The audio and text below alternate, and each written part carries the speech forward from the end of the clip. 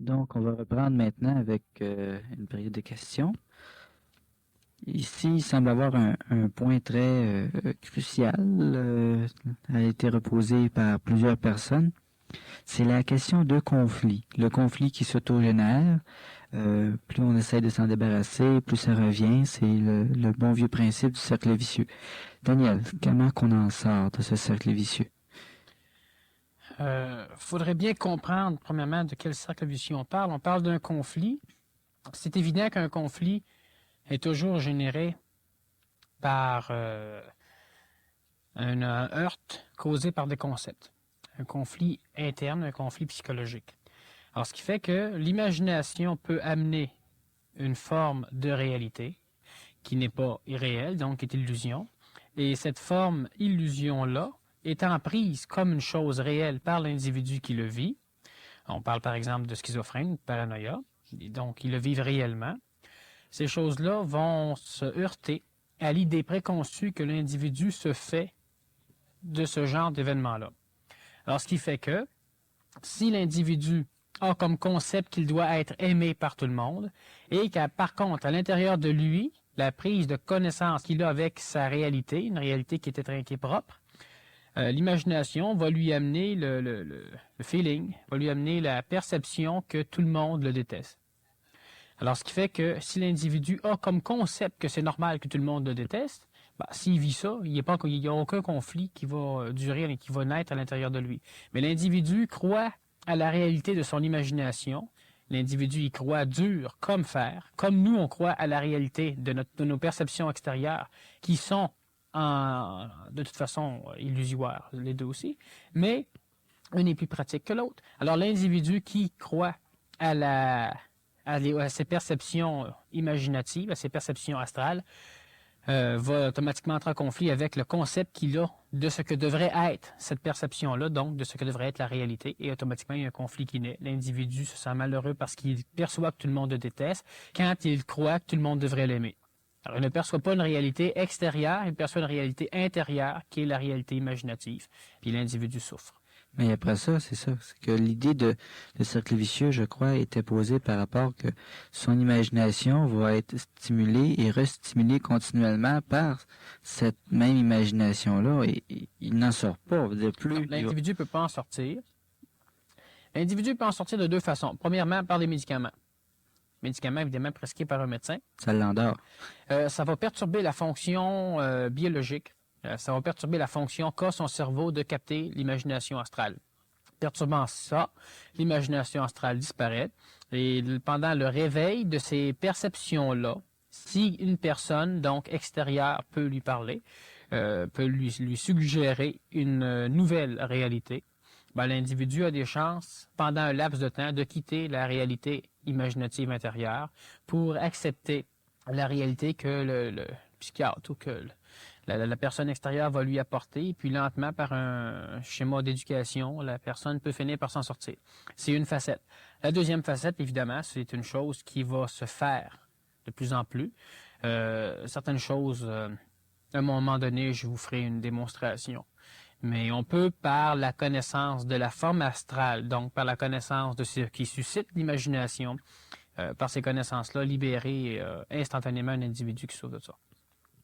Mais autonomement, la personne qui se met là, dans les gens ordinaires, là, qui se mettent toujours dans des petits cercles vicieux comme ça, là, qui se mettent à ruminer, puis à revenir, puis disons qu'on a, je sais pas si c'est d'instinct, mais on finit toujours par en sortir à un moment donné où on oublie, ou notre attention est tournée vers autre chose. C'est pas rendu encore un état pathologique.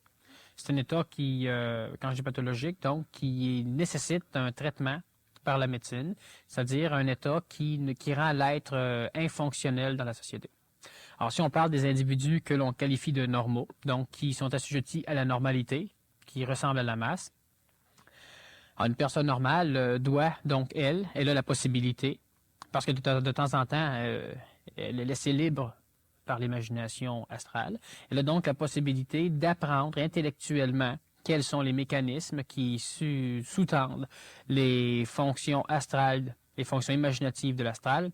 Et la personne, en comprenant et en apprenant ces mécanismes-là, peut assez facilement réussir à s'en libérer. Ça ne demande pas de contrôle du mental, c'est-à-dire ça ne demande pas de concentration. Ça demande simplement l'apprentissage intellectuel. Quand une personne réussit à s'observer, comme j'enseigne souvent, si on peut dire, automatiquement, les mécanismes de l'imagination disparaissent en même temps que n'importe quel mécanisme qui sont sécrétés par l'astral. La personne va raisonner son imagination. Oui, lentement, la personne va finir... Non, c'est-à-dire que quand une personne raisonne l'imagination, elle essaie de contrôler son imagination. Elle va raisonner l'imagination, c'est un moyen de s'en sortir, sauf que c'est un moyen qui demande un épuisement d'énergie, c'est un moyen qui demande énormément d'énergie parce que la personne doit lutter continuellement contre la forme imaginative astrale pour l'enterrer avec une forme imaginative intellectuelle, ce qu'on appelle raisonner son imagination. Mais à l'instant même où tu arrêtes de raisonner, l'imagination astrale reprend le dessus. Si tu as une hallucination, ben automatiquement, si tu raisonnes l'hallucination, tu brûles de l'énergie d'une façon inutile parce que non seulement tu as déjà un conflit d'hallucination qui va à l'encontre d'un de tes concepts ou qui suscite des peurs. Et toi, tu calcules que tu ne devrais pas avoir de peur. C'est pas plaisant pour ta vie, donc ça va de toute façon à l'encontre de certains de tes concepts. Toi, tu décides de raisonner l'hallucination, donc tu vas créer un deuxième conflit, la lutte entre l'imagination intellectuelle et l'imagination astrale. Alors, il ne faut pas raisonner. À un moment donné, tu vas comprendre les mécanismes et comprenant les mécanismes en les observant, parce que une fois que tu les as compris, tu peux plus facilement l'observer. L'imagination astrale va devenir banale, c'est-à-dire que l'importance que tu lui attachais, la valeur que tu lui donnais va lentement s'atténuer. Et en s'atténuant, automatiquement, l'emprise qu'a l'imagination astrale sur toi-même disparaît. Alors, c'est pas un raisonnement, c'est une compréhension. Puis dans la compréhension existe la libération, pas dans la lutte. Une autre question. Textuellement, quelle est la raison d'être de l'imagination chez l'homme? Comment s'en servir à notre avantage? Bon, la raison d'être de l'imagination, c'est un processus qui permet aux énergies astrales de prendre contact avec d'autres formes d'énergie astrale et de s'amplifier continuellement. L'énergie astrale, c'est-à-dire que la forme astrale, qui est un conflit inhérent à l'homme, c'est un conflit perturbateur, et la forme astrale a besoin, elle recherche continuellement l'amplification de son processus, l'amplification de ses mémoires. Alors, ce qui fait que l'imagination a comme utilité, premièrement, au niveau astral, elle a comme utilité d'engendrer de plus en plus d'astral, de créer et surtout de permettre à l'astral de s'exprimer. Et l'astral existe, vit seulement par son expression. Maintenant, l'imagination, on peut s'en servir comment? On peut s'en servir quand la forme mentale de l'être humain s'empare de ce mécanisme-là qui a été bâti par l'astral et commence à s'en servir pour permettre à l'énergie créatrice de pouvoir être exprimée dans le domaine de la matière ou sur la Terre. Ce qui fait que l'intellect, le corps mental de l'homme peut se servir de l'imagination pour en fabriquer un canal dans lequel va pouvoir s'écouler l'énergie créatrice temporairement, parce que l'énergie créatrice, à un moment donné, n'aura pas besoin du canal de l'imagination. Elle va couler directement dans l'homme, qui lui-même va devenir un canal, et sans imaginer, l'homme va créer. Mais temporairement, l'utilité qu'a l'imagination, c'est ça. C'est que l'intellect peut en faire un canal, et dans lequel l'énergie créatrice va pouvoir s'écouler. Mais ça, c'est ce qu'on va appeler l'intuition. Non. L'intuition n'est pas une forme d'imagination. L'intuition, c'est une forme de savoir. Un savoir qui est vivant, qui est réel, qui est immédiat, qui est instantané. Par contre, l'astral, la mémoire de l'homme va s'emparer de cette connaissance instantanée, intuitive, pour en faire une mémoire, pour en faire une expérience. Et ça se fait à une vitesse qui est intemporelle. Ce qui fait qu'instantanément, l'astral peut commencer à imaginer à partir de cette nouvelle connaissance qui est l'intuition. Alors, si la personne n'a pas le discernement, l'intuition va se transformer en imagination. Donc, va être complètement teintée, complètement déformée, complètement défaite par l'imagination. Le discernement, c'est simplement une barrière. Il y a une autre forme d'énergie qu'on peut appeler ajusteur de pensée qui va lentement s'élaborer à l'intérieur de l'homme, qui va justement permettre la distinction entre l'intuition et l'imagination. L'imagination qui est utilisée par les énergies de plus en plus hautes va tendre à respecter l'intuition. C'est-à-dire que l'imagination, à un moment donné, va complètement disparaître en même temps que va disparaître la mémoire de l'homme et son astral et sa psychologie. L'émotivité de l'homme, présentement, a son utilité, c'est-à-dire que c'est l'astral de l'homme qui permet justement à l'homme d'avoir accès à différentes formes d'énergie de plus en plus hautes, de par le raffinement même de l'astral. Mais l'astral, évidemment, il ne tient pas et il fait tout ce qui est en son pouvoir pour pouvoir empêcher ça, pour pouvoir aberrer l'homme. Mais quand l'intellect va avoir réussi à faire de l'imagination le canal pour permettre à l'énergie créatrice de s'exprimer, l'énergie engendrée par le passage de cette énergie créatrice-là va lentement détruire l'imagination en tant que canal et il va se servir de l'homme au complet en tant que canal. Et détruire la mémoire. Le canal qui va être engendré par l'énergie créatrice va être d'une nouvelle forme, d'une nouvelle constitution énergétique. Il y aura une puissance de résistance assez solide pour permettre à des énergies dites supramentales de pouvoir s'écouler librement à travers l'homme. Ça va détruire le mécanisme mémoriel et le mécanisme psychologique de l'homme. Autrement dit, l'homme, au lieu de vivre à partir de sa mémoire expérimentale, expérientielle, l'homme va vivre à partir d'un savoir qui va être instantané, qui va être immédiat et qui va être adéquat par rapport à la réalité réelle que l'homme va vivre. L'homme ne vivra plus dans une mémoire psychologique temporelle, limitée et finie. L'homme va avoir accès à une vie différente, une vie intemporelle, une vie impersonnelle, une vie illimitée. Et l'homme va avoir accès justement à des connaissances qui vont être instantanées, qui vont être adaptées à l'état même de l'individu dans un domaine qui va être plus vivant, plus réel, mais qui ne laissera pas de traces d'expérience à l'intérieur de l'homme. Autrement dit, l'homme ne sera plus bouleversé par des perceptions qu'il a de la réalité. L'homme va vivre la réalité, l'homme va être la réalité, sans que cette réalité-là vienne laisser de traces. Donc, l'homme n'aura plus de mémoire. Mais ces connaissances-là, comment une connaissance peut exister sans qu'elle soit mémorielle? Vois-tu, la réalité est une chose qui n'est pas mémorielle. La réalité est une chose qui est réelle. La perception que nous, on ne fait que percevoir la réalité. On ne vit pas à partir de cette réalité-là, malgré qu'on est réel. La perception qu'on a de la réalité, si on la définit biologiquement, c'est une perception qui prend un temps.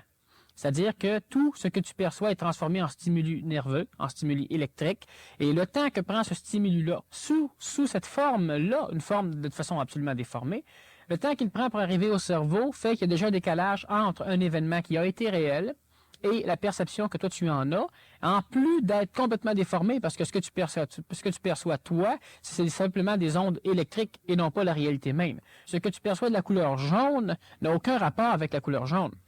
Quand tu touches quelque chose avec ta main, ce que tu perçois, c'est simplement l'électricité amenée à ton cerveau par la perception qu'a ta peau.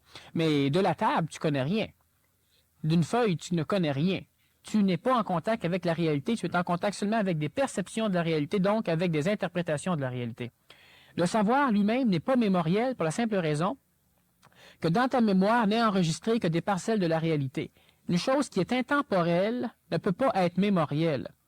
Et le savoir, la réalité même, est une chose qui est vivante. Une chose qui est vivante, c'est une chose qui n'est pas mémorielle, parce que dans la mémoire, il n'y a que le souvenir de choses vivantes, donc il n'y a que des choses mortes. Des choses figées. Alors, les choses sont pas tout à fait figées parce que l'imagination, justement, engendre un nouveau mouvement à l'intérieur de ça, un mouvement réel, un mouvement vivant, mais ce mouvement vivant ne brasse que des choses mortes. Une simili-vie. Oui, c'est une vie factice, une vie trompeuse. C'est même parfois une vie d'emprunt, c'est-à-dire qu'on s'imagine être quelque chose d'autre. Habituellement, l'homme vit de toute façon toujours à partir de quelque chose qui a été créé par la réalité de son expérience, mais qui n'est pas réel, qui n'est qu'expérience, justement. On pourrait dire comme un film. Un film, c'est pas vivant. Non. On s'imagine croire. On a une perception de la réalité qui est fictive. On y attache une importance étant donné que présentement l'homme est convaincu, et ça c'est un des mécanismes de l'imagination. L'imagination a aussi pour objet de convaincre l'intellect, de lui faire croire et de susciter la foi. L'homme est convaincu que sa perception est réelle. Si on regarde simplement la perception qu'a l'homme du ciel, on parle encore scientifiquement, l'homme regarde des étoiles Et l'homme qui trouve que le ciel est immuable, tous les soirs quand l'homme se lève, les étoiles sont à la même place, et puis c'est immuable.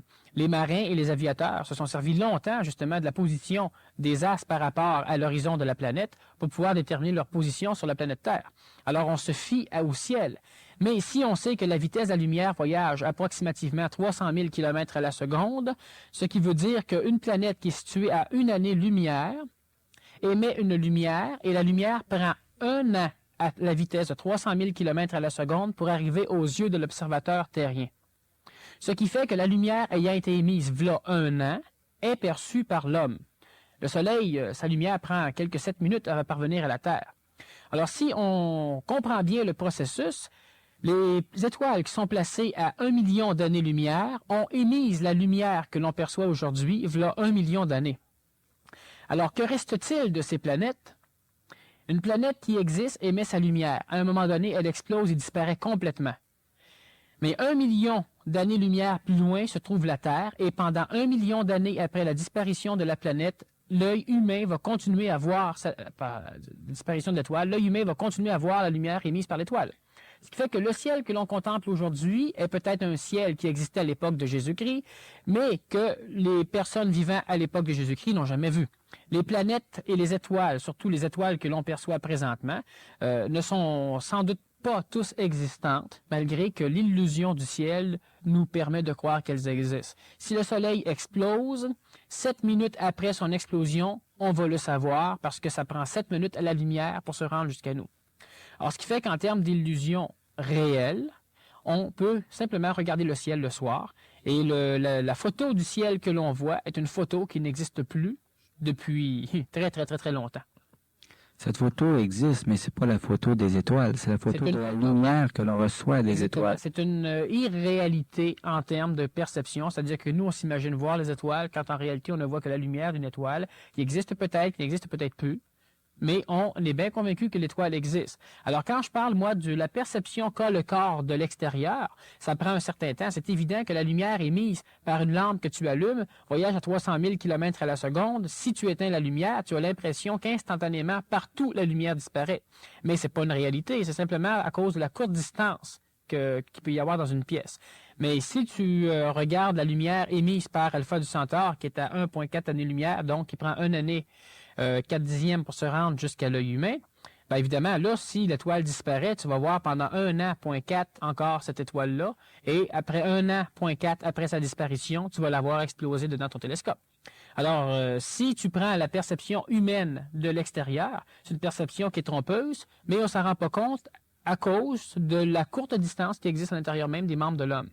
Mais ça n'empêche pas que l'illusion est parfaite. On a l'impression, nous, de voir quelque chose avec nos yeux, mais en réalité, on voit quelque chose qui n'est pas une réalité, qui est une mémoire de cette réalité-là. Quel est le moyen de voir cette réalité? Puisque nos sens sont tout à fait inutiles. La façon dont on les décrit, ni notre toucher, ni notre goût, ni notre odorat, ni notre vision. C'est-à-dire qu'ils ne sont pas inutiles, ils sont trompeurs. Et quand on apprend que le sens est trompeur et qu'on apprend de quelle façon il trompe, automatiquement, on peut commencer à s'en servir. Parce que l'important est de prendre conscience de l'illusion de ce que nous on appelle la réalité, de l'illusion de la matière. Le fait de savoir que le ciel que l'on observe est irréel, c'est une chose qui nous permet justement de comprendre à un moment donné que nos perceptions sont fictives. Mais ça ne nous empêche pas de se servir du ciel pour diriger nos navires. Alors, ce qui fait que la perception qu'on a de l'extérieur n'est pas nécessairement nuisible. Elle a aidé à grossir, à nourrir notre astral, notre psychologie et à bâtir notre intellect. Il n'y a pas de moyen de se défaire de tout ça. On n'a pas à s'en défaire. On va s'en défaire à un moment donné, mais ce ne sera pas parce que l'homme va l'avoir voulu. L'homme qui veut s'en défaire fait simplement nourrir encore sa psychologie astrale. Alors, ce qui va arriver à un moment donné, c'est ça, c'est que par l'intermédiaire de différents canaux, il y a différentes énergies qui sont de mental de beaucoup plus supérieur à notre intellect, qui vont finir par balayer ces choses-là. En attendant, on a besoin de ces choses-là, mais il ne faut pas y attacher une importance. Il ne faut pas penser que c'est la réalité. Alors, ce qui fait que si je sais, moi, que l'extérieur n'est pas une réalité, si ma maison brûle, ça ne laisse pas de traces en moi, malgré que je sois humain et que j'ai toujours une psychologie. Et si j'ai une hallucination de quelque chose et que je n'y attache pas plus d'importance que quand j'ai vu ma maison brûler, ben, automatiquement, l'hallucination n'a pas plus d'emprise. Je ne suis plus manipulé par des formes qui sont aberrantes, par des formes astrales. À ce moment-là, on ne donne pas crédit à la mémoire. Non, la mémoire, il ne faut pas y donner crédit. On peut s'en servir, on peut jouer avec, comme l'extérieur, comme tout ce on perçoit, on ne peut pas y donner crédit non plus. Par contre, si on est intelligent, on peut s'en servir. Si c'est bien compris. Toujours. C'est quand c'est pas compris qu'on a des conflits. On parle de schizophrène, on parle de paranoïa, on parle de névrosé, on parle de différentes maladies psychosomatiques, on parle aussi de tripes religieux, de tripes extraterrestres. C'est simplement parce que la perception extérieure mélangée à la perception intérieure suscitée par l'imagination, suscitée par l'astral, donc par la psychologie de l'homme, viennent prendre la place de ce que pourrait être la réalité. Et nous, on accrédite d'une façon absolument inconditionnelle ces perceptions intérieures et extérieures. Et c'est notre vie. Mais tout ça, c'est une foutaise. Tout ça, ce n'est qu'un paquet d'illusions. Daniel, tu as parlé un peu tantôt du processus par lequel la mémoire disparaîtrait un jour. Parce qu'il semblerait que la mémoire n'a pas de limite à sa fin. Et un peu comme la fable de La Fontaine, le bœuf et la grenouille, la mémoire va enfler sans fin. Mais il semblerait qu'il va y avoir une limite. Peux-tu encore en parler? Ah ben oui, la grenouille a explosé justement dans la fable de La Fontaine. Alors vois-tu, c'est que la mémoire, en s'amplifiant continuellement, donne une énergie extraordinaire à la partie mentale de la constitution humaine. Et la partie mentale, veut pas, à un moment donné, va être assez constituée pour pouvoir se servir d'une façon intelligente, donc pour pouvoir prendre le dessus sur l'intelligence astrale, qui est extrêmement mineure. Alors, l'intelligence mentale va prendre le dessus sur la psychologie émotive de l'homme, et automatiquement, grâce à l'amplitude qu'a eu l'astral, l'astral va se faire avoir. Et puis, c'est l'intellect, l'intelligence passive de l'homme qui va prendre le dessus, temporairement, évidemment, en attendant que la phase mutatoire se fasse complètement et que l'intelligence supramentale vienne prendre le dessus sur l'homme.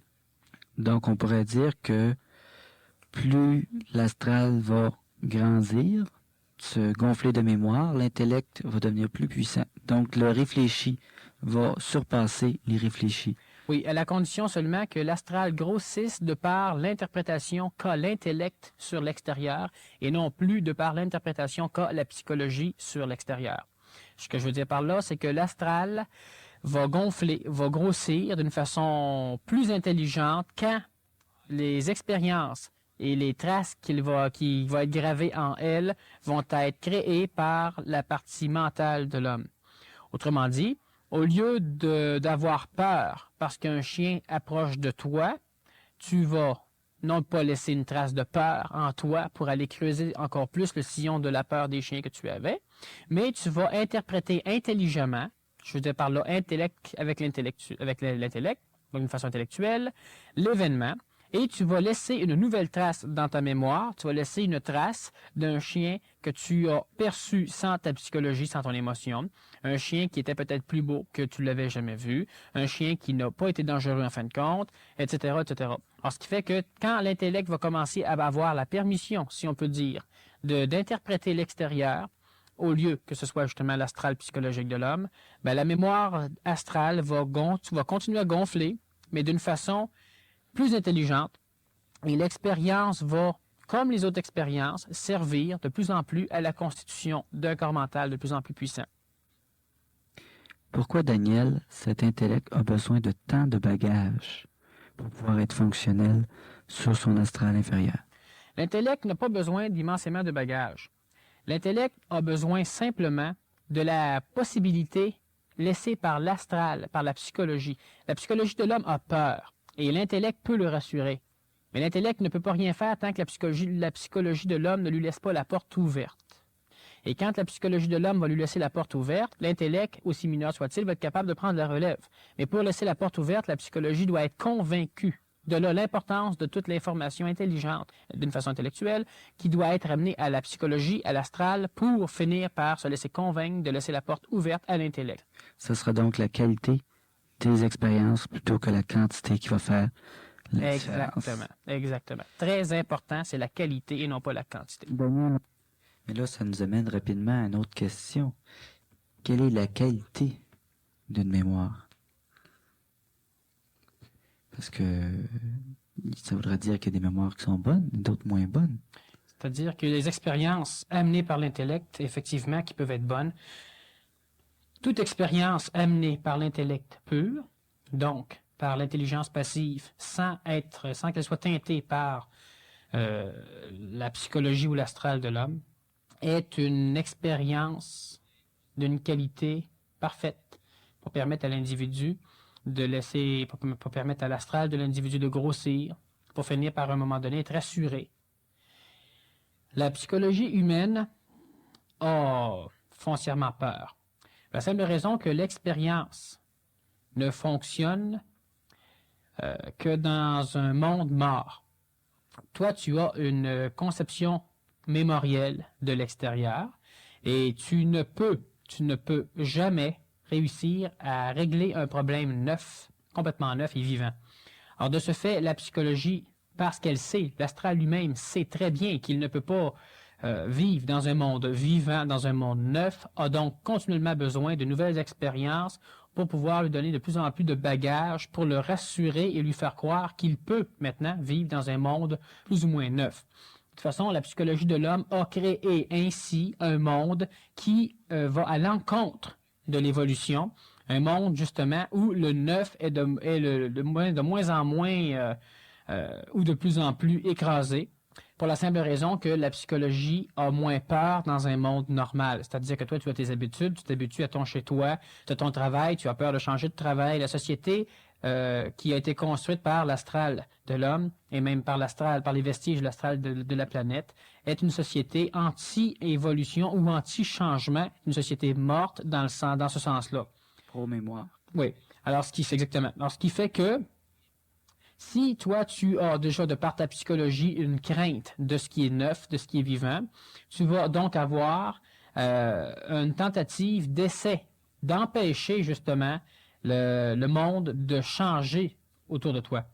Alors, si tu regardes ta psychologie, ton astral, qui lentement justement vont créer un intellect, tu vas finir par pouvoir savoir que plus tu vas avoir un intellect grand, et c'est d'ailleurs pourquoi l'astral a laissé l'intellect grandir de cette façon-là, plus tu vas avoir une possibilité mentale grande et une possibilité mentale assez raffinée pour pouvoir de plus en plus interpréter d'une façon rapide et radicale les événements extérieurs et avoir un corps mental qui va être capable de se servir des expériences mémorielles pour pouvoir de plus en plus rapidement et efficacement solutionner les problèmes extérieurs. Eh bien, toi, tu te sens rassuré. La psychologie humaine se sent rassurée, donc l'astral de l'homme se sent rassuré. C'est pourquoi que si tu amènes des preuves, si l'intellect amène des preuves à la psychologie, donc à l'astral, de son efficacité, alors à la longue, l'astral qui a toujours peur va finir par s'en remettre complètement à l'intellect. Et quand ce temps-là sera venu, on pourra dire que l'astral vient de se faire avoir, et ce sera la fin de la psychologie humaine. Comme on la connaît. Évidemment. Est-ce que ça va donner place à un autre genre de psychologie? Bon, faut faire attention avec le mot psychologie, mais étant donné que l'homme aura plus de mémoire quelque temps après, que l'homme aura plus d'émotions comme on les connaît, d'émotions polarisées, d'émotions polaritaires, alors la psychologie va devenir une psychologie intelligente. Et si on peut garder le terme psychologie, quoique c'est un terme dangereux, mais l'homme va être manipulé. Toujours l'homme intellectuel va être manipulé non plus par la forme mémorielle de ses expériences, mais par la forme réelle, existentielle. Énergétique? Bah, c'est toutes des formes énergétiques de toute façon. Mais l'homme va être manipulé par une forme. Quand je dis l'homme, c'est évidemment seulement l'intellect de l'homme qui va être manipulé par une forme, on pourrait dire divine, ou éclairée, ou lumineuse, ou supramentale, ou n'importe quoi qui peut faire plaisir présentement à notre psychologie. Puis c'est rassurant, évidemment, de dire ça à notre psychologie, qu'un jour, on va être manipulé d'une façon plus adéquate.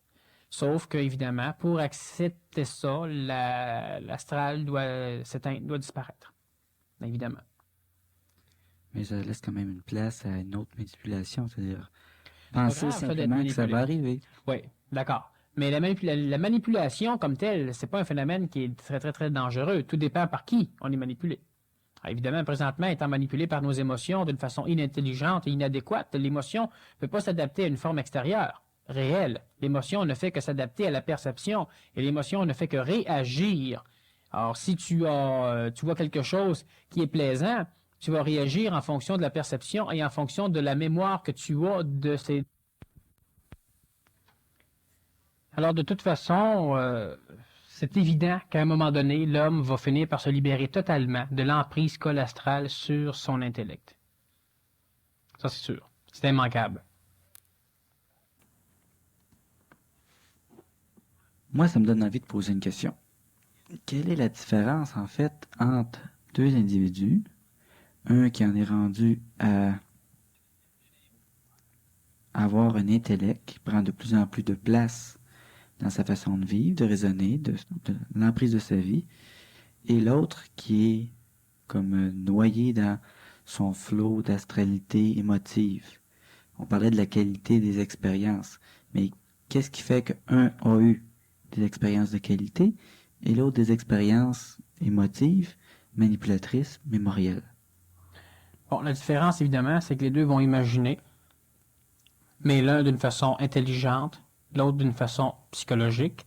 Et dans le domaine de la matière, l'individu qui est de plus en plus intelligent d'une façon intellectuelle pour l'instant, l'individu qui imagine de par le contrôle de son intellect, va avoir un résultat beaucoup plus évident, va avoir une efficacité de plus en plus évidente et grandissante dans le domaine de la matière, comparativement à l'individu qui est manipulé par simplement l'imagination astrale sans avoir passé par son intellect pour pouvoir faire quelques discernements. Alors, ce qui fait que l'individu qui est astral, l'individu qui a une imagination assujettie à sa psychologie, à son émotivité, cet individu-là ne va vibrer, va, comme on dit, triper continuellement, va toujours être en crise, une crise d'immense joie ou d'immense pleurs, va toujours être à la recherche de quelque chose de nouveau pour pouvoir toujours faire ressusciter certaines expériences mémorielles qu'il a en lui. Alors évidemment, cet individu-là ne peut pas arriver à une efficacité extrême de par lui-même dans le domaine de la matière. Je suis d'accord, mais c'était pas tout à fait le sens de ma question, Daniel. C'est qu'est-ce qui fait que ces individus sont dans un temps X différent et non pas l'effet de leur vie, comment leur vie fonctionne. Comment ça se fait qu'il y en a un qui est rendu comme ça puis que l'autre, il n'est pas encore comme ça? Tout dépend simplement de la vie, de l'expérience qu'a vécu l'individu à l'intérieur de cette vie-ci et à l'intérieur ou encore la possibilité qu'il a d'aller chercher des expériences génétiques, des expériences mémorielles, des expériences réincarnatives. Alors, tout dépend simplement de la qualité, premièrement, du physique de l'individu. Quand je parle du physique, je ne parle pas de sa musculature, je parle plutôt de son schéma de neurones. Alors, tout dépend, évidemment, de la qualité de son cerveau et parce que c'est quand même le cerveau qui est le lien entre l'intellect et les phénomènes astraux. C'est de toute façon pour ça qu'en prenant certaines drogues, à un moment donné, tu vas aller fouiller dans des sphères astrales différentes ou inconnues de toi. C'est un mécanisme qui, sur le moment, paraît extraordinaire, mais qui, à la longue, détruit justement l'élément cérébral qui est le lien entre la psychologie astrale et l'intellect et l'extérieur. Alors, c'est évident qu'en prenant des drogues, ça nous amène temporairement à des découvertes qui vont nous amener de toute façon à une obscurité totale à un moment donné. Alors, ton individu est assujetti à sa psychologie, et puis lui, selon son expérience, donc selon la possibilité qu'a, premièrement, sa partie cérébrale, de pouvoir analyser, de pouvoir entrer en communication avec ses sphères astrales, ses sphères mémorielles, amène une différenciation très importante en ce qui concerne la qualité du corps mental. Évidemment, un corps mental qui est extrêmement bien développé, s'il n'a pas l'élément physique cérébral adéquat, ne pourra pas non plus permettre à l'individu une extension de son astral dans un sens constructif ou dans un sens libérateur. Alors, ce qui fait que suite à un accident, par exemple, si tu as un traumatisme cérébral, tu auras beau être le gars le plus intellectuel du monde, tu vas ressembler à celui qui sera le moins. Alors, évidemment, l'élément physique est très important. C'est pourquoi il faut justement entretenir d'une façon intelligente, intellectuelle et non pas psychologique notre corps physique. La personne, justement, qui entretient son corps physique d'une façon psychologique va se teindre les cheveux, va se prendre le visage pour un tableau de peinture. Elle va manger n'importe quoi, à n'importe quelle heure, elle va faire n'importe quel genre d'exercice où elle va prendre des drogues, elle va prendre un peu trop de boissons. Bref, elle ne fait que nourrir la stimulation sensorielle qui plaît à sa psychologie. Elle ne nourrit pas son corps. Et la personne qui est intelligente d'une façon intellectuelle pour l'instant va évidemment penser, mais il ne faut pas non plus qu'elle tombe dans l'autre phénomène astral, l'astral plus haute, l'astral spirituel. La personne nourrit son corps d'une façon intelligente, mais il ne faut pas qu'elle tombe dans le piège de l'extrême, c'est-à-dire qu'à un moment donné, la personne va justement souffrir de toujours devoir penser à bien manger, à ne pas boire, à ne pas faire ci, à ne pas faire ça, etc. La personne qui tombe dans ce piège astral-là, l'astral un peu plus haut, est assujettie à l'astral de la même façon que la personne qui est dans un astral plus physique. Alors, la différenciation entre un et l'autre, bien évidemment, dépend, est déterminée par l'attention portée au corps de l'individu qui est en mouvement, à l'individu qui, justement, est en recherche, en essaie de devenir pour sa libération. Et puis, si son corps est en bonne santé, si son cerveau est en bonne santé, si le code génétique des parents et des arrière-parents ont réussi à former un être humain plus adéquat, comme c'est de plus en plus le cas en ce qui concerne les jeunes qui naissent, ils ont un cerveau différent d'une autre, donc une conception et une perception surtout très différentes. Alors, ce qui fait simplement, c'est pour ça qu'un individu est placé dans un schéma astral plus manipulé par son schéma qu'un autre individu. Et que, dépendant de la capacité qu'a le cerveau de pouvoir rentrer en contact avec ses mémoires astrales, l'individu va se créer une forme mentale de plus en plus élaborée et de plus en plus contrôleuse sur les mécanismes qui assujettissent, qui bâtissent sa vie. Alors, c'est plus la psychologie humaine qui va dominer, ça va être de plus en plus l'intelligence intellectuelle de l'homme qui va dominer. Alors, comme je dis souvent, le printemps, il y a des branches qui poussent, il y en a des petites, il y en a des grandes. Parce que...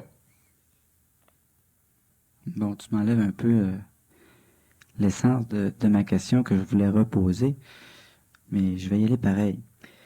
Mais ça laisse encore place à une forme de favoritisme, même si ton individu prend soin de son véhicule. Il y avait une intelligence en arrière de ça qui faisait que un était favorisé dans l'intelligence de prendre soin de son véhicule par rapport à l'autre qui n'était pas favorisé dans l'intelligence de prendre soin de son véhicule. Encore là, il y a un phénomène qui fait que il y en a un qui était mieux muni que l'autre. Non, aucun était mieux muni que l'autre. Tout ce qu'il y a, c'est que l'homme, évidemment, part de son plan de perception immédiat. Donc, on part du plan de perception de la vie immédiate. Et l'homme, ne comprenant pas, parce que l'homme ignore le plan de l'évolution même qui dirige sa vie et son évolution, l'homme regarde simplement un enfant qui naît et qui a été sujet à la thalidomide pendant son développement fœtal. Donc, l'enfant naît sans bras et sans jambes. Et l'homme détermine par là tout de suite qu'il y a une injustice évidente. D'ailleurs, ça a été un des phénomènes qui a amené l'individu occidental à croire de plus en plus à la réincarnation pour essayer d'équilibrer le concept de la justice divine avec la réalité injuste que l'homme pouvait percevoir. Alors, pour réussir à garder le concept de la justice divine, l'homme occidental a accrédité assez rapidement le concept de la réincarnation pour expliquer justement que Dieu étant juste, l'homme, suite à un karma et suite à des erreurs, paie ces erreurs-là d'une façon physique ou d'une façon psychologique, à la naissance par exemple, ou au cours de sa vie. Alors, mais en réalité, l'homme ne voit pas le plan même de son évolution. L'homme ne voit que la petite parcelle que l'homme appelle sa vie, entre sa naissance et sa mort, quoique là encore, l'homme en oublie de gros morceaux, et l'homme en imagine d'autres. Et à partir de là, l'homme ne comprend pas. L'homme devrait arrêter d'essayer de comprendre des phénomènes. L'homme devrait surtout travailler pour se comprendre lui-même et laisser faire à l'extérieur. Il est évident qu'un homme qui souffre a choisi de souffrir et qu'un homme qui souffre a accepté la souffrance. Il l'a accepté d'une façon peut-être inconsciente pour l'instant, mais de toute manière, c'est une acceptation évidente. Alors l'individu qui ne souffre pas et qui a une vie qui est jolie est un individu qui a capté, bon, disons par hasard, mais c'est pas le cas, des énergies d'une façon plus adéquatement, et l'homme accepte de vivre heureux, comparativement à l'homme qui accepte de souffrir. Tout dans la vie est simplement un phénomène d'acceptation. Si tu crois à ta psychologie, tu acceptes ce qu'elle va t'amener. Si, par exemple, tu sais par expérience que le fait d'aimer quelqu'un t'amène toujours à souffrir, qu'une rencontre est toujours le début d'une séparation. Donc, tu sais donc très bien au départ que le bonheur que tu recherches, le bonheur que tu commences à découvrir, va de toute façon t'amener des souffrances qui vont venir équilibrer, énergétiquement parlant, les formes d'énergie créées par ce bonheur-là. Alors ça, tu le sais, tu l'as pu l'expérimenter souvent, tu l'as vu en film, tu l'as lu, tu l'as vécu. Mais tu refuses obstinément de voir la réalité, hein, et tu acceptes continuellement de laisser ta psychologie, de laisser ta mémoire positive, celle du bon côté du bonheur, rechercher une continuité dans l'événement que tu as vécu. Alors, si tu es divorcé, tu recherches quand même. Tu vas continuer à rechercher. Si tu te chicanes, tu continues à rechercher. L'homme dit que c'est normal et que sans ça, l'homme n'arriverait pas à vivre. Mais c'est aussi les guerres et les paix. Et quand l'homme est trop longtemps en paix, l'homme déclenche une guerre. Et quand l'homme est trop longtemps en guerre, l'homme recherche la paix. Quand tu as trop de bruit autour de toi, tu recherches la tranquillité. Mais quand la tranquillité commence à t'étouffer, tu recherches le bruit. Alors, malgré que l'homme vit continuellement ces mécanismes, l'homme sait très bien que pour abandonner la souffrance, l'homme doit abandonner le plaisir, que pour abandonner la mort, l'homme devra donc abandonner la vie, et que pour abandonner la richesse, l'homme devra abandonner la pauvreté et vice-versa. L'homme sait très bien que son monde est polarisé, que son monde est duel, et l'homme, malgré ce savoir et ses connaissances expérimentales, l'homme se refuse obstinément d'y croire parce que la psychologie de l'homme continue continuellement à rechercher une continuité dans des événements que lui appelle positifs. Alors, tu as vu quelque chose de beau, tu veux le revoir. Tu as vécu un stimuli physique extraordinaire, tu veux le revivre. Mais sachant très bien qu'en le revivant, il va y avoir une fin et qu'à cette fin, tu vas encore souffrir, tu le recherches quand même. Alors là, de là, la différenciation entre l'intelligent et la personne qui n'est qu'émotif, qui n'est qu'astral. Alors, il n'y a pas une personne qui est mieux nantie qu'un autre, il y a une personne qui comprend mieux et qui accepte des choses et qui refuse d'autres choses. Et l'observation du mécanisme d'acceptation et de refus, l'observation devient une synthèse entre justement la thèse et l'antithèse, le refus et l'acceptation, et c'est de cette synthèse-là naît la libération. Alors, il n'y a pas aucune personne qui est mieux préparée ou moins bien préparée. L'homme en a l'impression, comme l'homme a l'impression que le ciel est immuable, comme l'homme a l'impression continuellement, malgré que l'homme le sait, comme l'homme a l'impression qu'il vit et que sa vie est éternelle. Parce que l'homme a évidemment l'impression que sa vie est éternelle. Sinon, que ferait l'homme si tu n'avais plus qu'une heure à vivre? Qu'est-ce que tu ferais? Ce serait bien différent de ce que tu fais présentement. Et pourtant, de toute façon, un jour ou l'autre, tu vas quand même disparaître. Une question qu'on vient de me donner par rapport à ce qu'on vient de dire dans la dernière minute. Monsieur Kem, sommes-nous tous égales et la différence est-elle simplement une question de choix? Bon, premièrement, tu vois le même genre de question, sommes-nous tous égales? Et la différence? Donc, la personne a déjà idée que nous ne sommes pas égales. Dans la question même. Nous sommes en essence, mais en essence, ça ne veut rien dire pour l'homme. C'est du cadre de la philosophie. Nous sommes en essence la même chose et nous sommes en essence une seule chose. Une seule chose ne peut faire autrement qu'être égale. Mais égal, c'est une polarité. Mais c'est toujours égal comparativement à l'inégal. Alors, dans le domaine de la réalité même de l'homme, ces mots-là ne s'opposent pas. Nous sommes différents de par le choix, oui, mais c'est un choix qui a été fait pas nécessairement dans cette vie-ci, pas nécessairement dans ce concept de vie-ci. Alors, tout est lié au choix. Maintenant, pour aller un peu plus loin, pour les individus qui pourraient peut-être saisir, nous avons choisi nous-mêmes nos vies, nous avons choisi de souffrir ou de ne pas souffrir. Mais l'important, c'est que nous avons choisi à un moment donné de notre parcours. Et le fait d'avoir choisi nous a menés là où nous sommes. Alors évidemment, c'est lorsque l'on fait un choix, on perd automatiquement la réalité de vue. Pourquoi donc ce choix? Cela servait un plan? Non. C'était donc une erreur? Non plus. Pour l'instant, je dis non plus, mais pour l'instant, il y a des choses qu'on ne peut parler parce que l'homme n'est pas prêt à l'entendre et ça va servir simplement à l'astral de l'homme pour pouvoir le ramener à l'astral. Alors, ce qui fait que, pour l'instant, disons non. Peut-être qu'à un moment donné, d'ici quelques années, on pourra revenir sur ce sujet-là. ou encore en petit groupe fermé. Bon, on pourrait... Est-ce qu'il y a d'autres questions dans la salle, peut-être?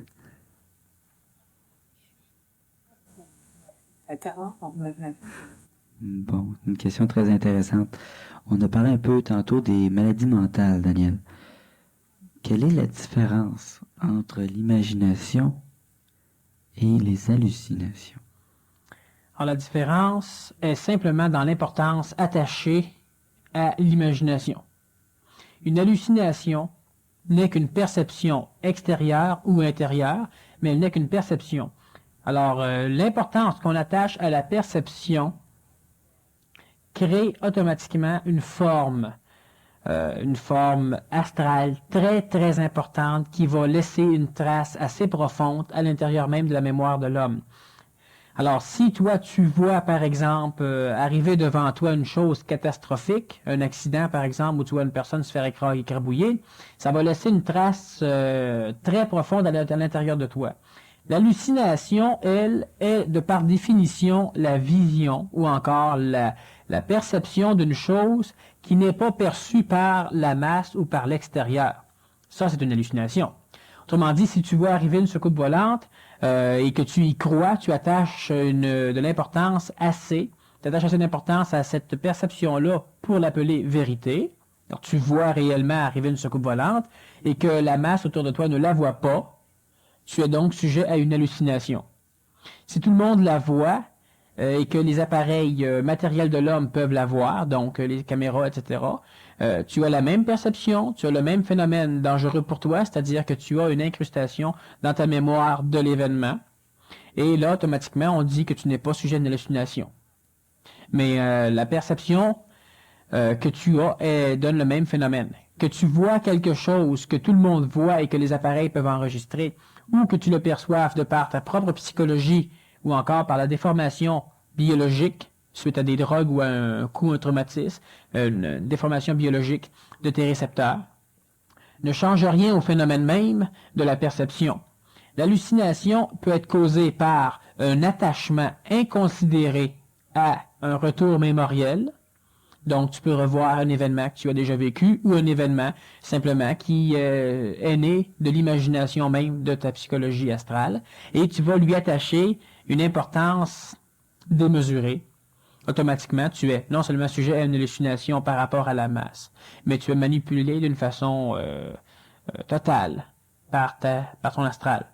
Si tu as une perception, par exemple, d'une auto, et suite à un traumatisme causé par des médicaments, par des drogues ou par un coup, tu vois des ailes à cette auto-là. Tu vois l'auto voler. Tu vois tes yeux tomber, comme ça arrive de temps en temps avec certaines drogues, comme l'héroïne et le LSD. Alors tu vas voir tes yeux tomber. Alors évidemment, on peut tout de suite, en parlant de cette vision-là, la personne ne peut biologiquement voir ses yeux tomber. Si ses yeux tombent, elle ne voit plus, elle n'a plus d'œil. La personne voit ses yeux tomber et pour vérifier, il va mettre ses deux mains dans ses orbites et il va crever ses yeux. Alors ça, c'est déjà vu assez souvent. Alors ce qui fait que l'hallucination même est une attache très importante, démesurée à un retour mémoriel, qui peut être aussi transformé par l'imagination. Et de cette façon-là, l'homme n'est plus du tout en contact avec un phénomène plus ou moins réel à ce que l'humain appelle la réalité. Et l'homme n'est plus opérationnel dans cette réalité-là. L'homme est sujet à une hallucination, simplement parce que l'homme attache une importance inconsidérée à ce qu'il vit, même si ce qu'il vit vient de sa mémoire. Une hallucination créée comme un mirage, des hallucinations qui sont collectives. Alors, c'est simplement un mécanisme de télépathie qui va lier l'homme parce que la chose qui apparaît devant la collectivité est une chose qui amène, de par le processus de l'astral collectif, tous les individus qui observent ce phénomène-là à la même conclusion. Conclusion psychologique, une conclusion émotive. Même manipulation. C'est la même manipulation, sauf que, par exemple, si tu vois une soucoupe volante, tout le monde va tout penser des extraterrestres parce que leur mémoire collective est égale. C'est-à-dire que tout le monde a entendu parler plus ou moins des extraterrestres et la grande majorité de la masse qui va, par exemple, assister à une apparition d'OVNI va avoir peur.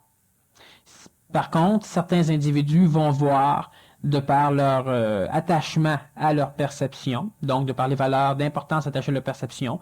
Les individus vont la voir rose, d'autres vont entendre des chants, d'autres vont la voir tourner sur elle-même, d'autres vont en voir plus qu'une, d'autres vont voir des petits êtres dans les fenêtres.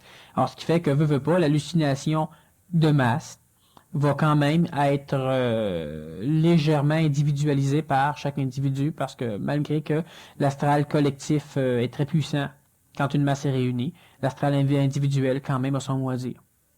Alors l'hallucination est différente de l'imagination simplement de par l'attache que l'homme porte à cette imagination-là. Moi, j'imagine un avion ou un train qui me fonce dessus parce que c'est juste plaisant de l'imaginer. C'est amusant.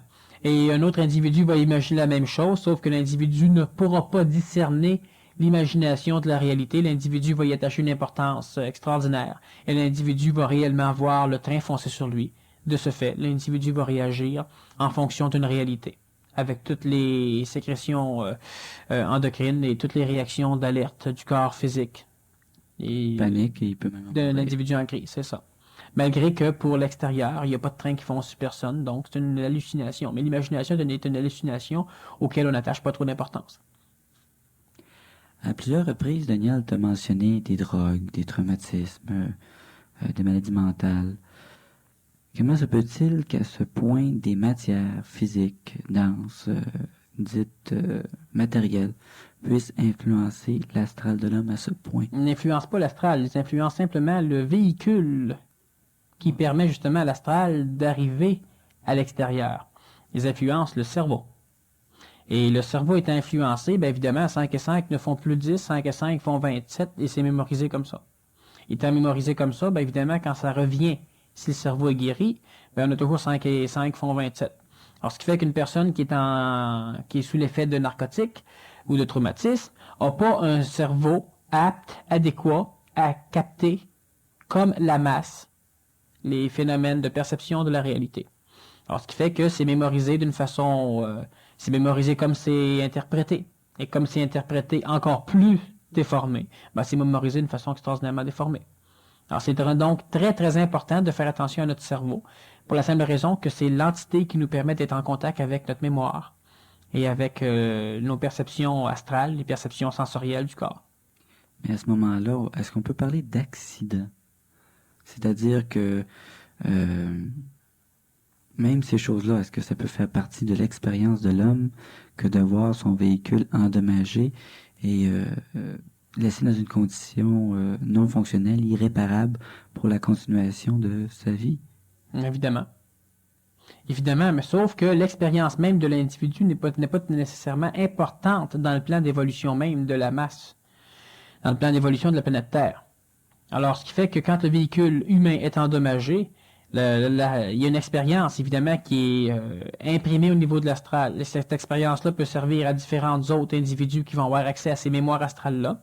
Et de toute façon, cette expérience-là est très, très, très utile pour la génétique qui va suivre. Alors, ce qui fait que nous savons, nous, de par l'expérience d'autrui, que les drogues sont néfastes. Et l'individu même, c'est-à-dire que l'astral limité, l'astral individuel même, qui vit cette expérience-là et qui le mémorise, le lègue de toute façon à l'astral de la planète.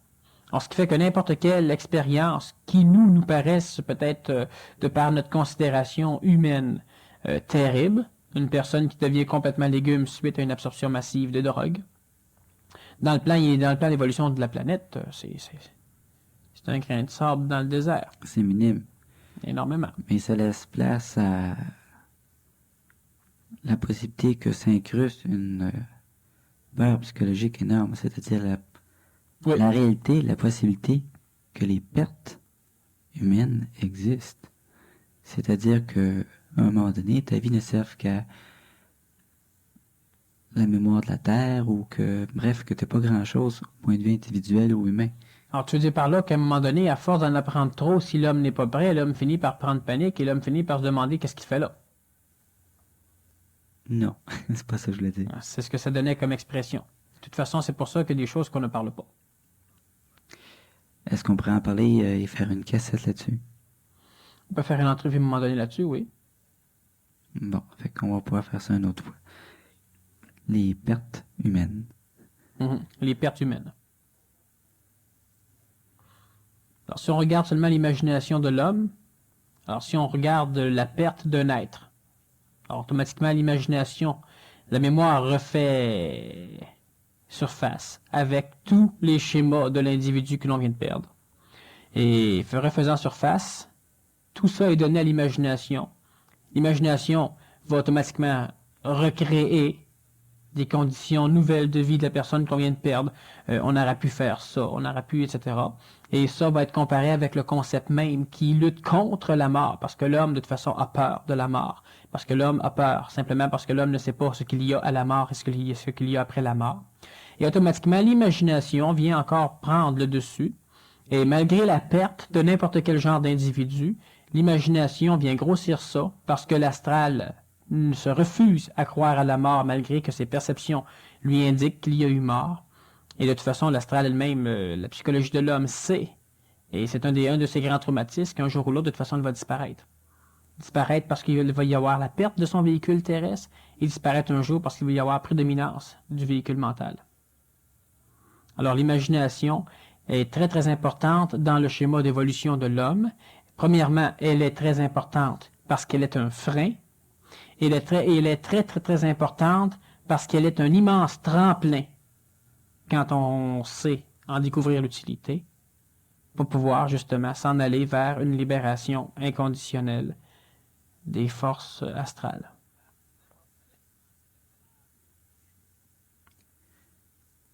Cette imagination, donc, est à entretenir. Oui. Mais il ne faut pas qu'elle s'entretienne d'elle-même. Exactement, oui. C'est-à-dire qu'au lieu que ce soit la psychologie astrale qui vienne entretenir l'imagination, il va falloir simplement que le contrôle soit pris en main par la capacité intellectuelle, par la possibilité mentale de l'être humain. Et le mental va s'auto-développer de plus en plus. La capacité mentale de l'homme ressemble à un muscle. Et plus on se sert de son mental, plus le mental devient efficace. Alors c'est très important. De toute façon, les parties mentales de l'homme savent déjà comment prendre dessus sur la partie astrale. L'intellect de l'homme est capable d'inventer des machines, des ordinateurs entre autres, qui sont une réplique à peu près parfaite de l'intellect de l'homme. Bon, évidemment, ils sont beaucoup moins perfectionnés. Dans l'ordinateur, il n'y a pas de psychologie. Il n'y a de la psychologie que dans l'utilisateur. Alors, ce qui fait qu'à un moment donné, l'ordinateur, donc la partie mentale de l'homme, va être capable de se servir des mémoires de l'astral d'une façon logique, d'une façon constructive, et l'imagination qui va, comme tout à l'heure je disais, qui va naître de cette utilisation-là, va devenir un canal pour permettre à l'énergie créatrice de venir établir, de venir concrétiser le plan de l'évolution de l'homme dans la matière. C'est très important. Pour la simple raison que l'homme, présentement, s'est créé des outils pour pouvoir développer son astral et pour pouvoir développer son intellect, donc pour pouvoir développer son mental. Maintenant, l'homme a besoin de d'autres outils pour pouvoir continuer son cheminement. Dans quelques années, la forme supramentale de l'homme va devoir prendre matière sur la Terre. Et la créativité de l'homme, passant par un canal bâti par l'intellect, bâti par le contrôle de l'imagination d'une façon intellectuelle, va permettre justement à ces énergies supramentales de pouvoir venir se concrétiser dans la matière, de façon à devenir de nouveaux outils qui vont eux aussi servir de tremplin. Et dans le temps, ces outils-là vont prendre des formes de plus en plus subtiles, non pas nécessairement toujours matérielles. Ah, c'est les formes qu'on connaît déjà, sauf qu'ils vont être adaptés à une psychologie nouvelle. On a par exemple l'harmonie des couleurs. On a l'esthétique qui est extraordinairement important. Sauf que tout va changer en termes de forme matérielle. À un moment donné, je vais je vais donner une série de conférences sur l'éducation dans le nouvel âge. On a des éléments absolument nouveaux qui vont être créés pour pouvoir permettre à l'individu d'apprendre et d'enseigner. Et par exemple, au niveau des formes de construction, au niveau des formes d'habillement, tout au complet va changer parce que la psychologie astrale de l'homme va devenir une psychologie de plus en plus intelligente. Mais la forme va demeurer. La forme va demeurer encore longtemps, oui. parce qu'elle est encore utile. On bannit trop souvent les formes matérielles comme étant des choses nuisibles. Elles ne sont pas nuisibles. C'est nous simplement qui interprétons mal leur utilité, qui les calculons donc nuisibles.